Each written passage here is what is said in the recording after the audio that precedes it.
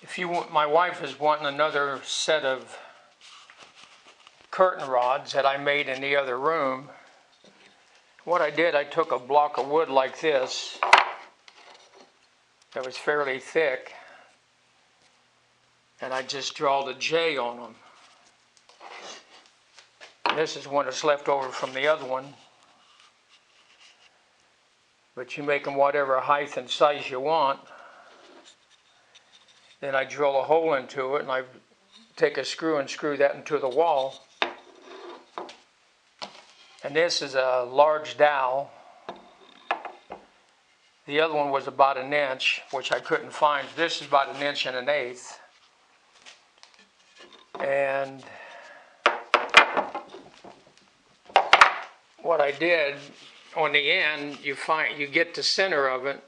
This is actually a little car wheel that I put on here.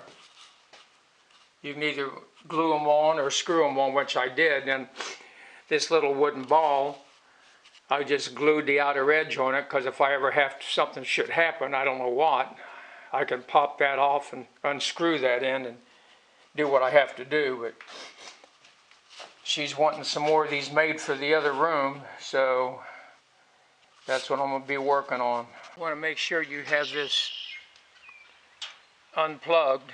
All equipment should be unplugged before you make adjustments and do anything, so in case you should have it turned on or something should happen and cut your fingers off. But I'm going to make 4 of these curtain rod holders. This wood here is approximately 1.5 inches thick, and I'm making them about widthwise they're going to be about 3 1/4, and lengthwise they're going to be approximately just a little, right around 4 inches. So I'm just going to be cutting these out of here. I'll plug this in.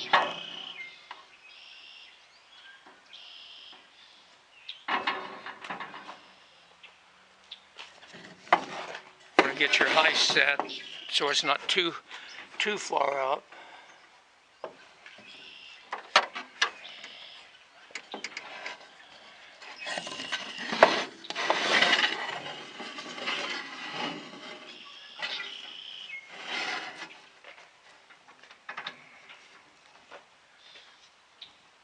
And always have on eyeglasses, hearing if you need it on anything loud.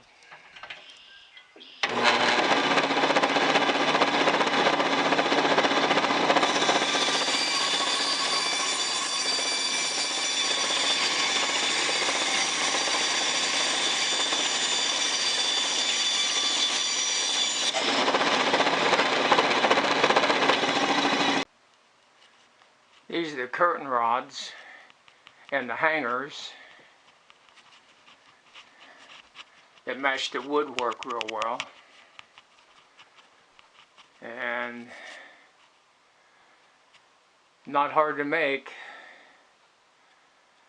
And they actually look pretty nice, especially when they match the other woodwork.